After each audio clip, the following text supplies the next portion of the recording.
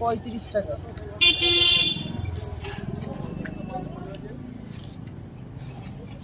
কাঁচা কাঁচা কত দিচ্ছি? 350।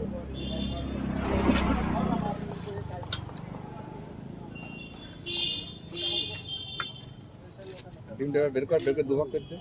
নেই তো কত দিয়ে বের করব? এই তেল এটা দুভাগ করব? তাহলে বাজে হয়ে যাবে। হ্যাঁ, বাজে হয়ে যাবে।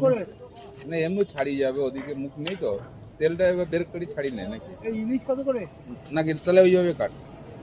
হ্যাঁ ইলিশ মাছ 1400 আর 1200। আর কাঁচা কত বললি? ইলিশ মাছ খাবে? দেখি কাঁচা কত বললি?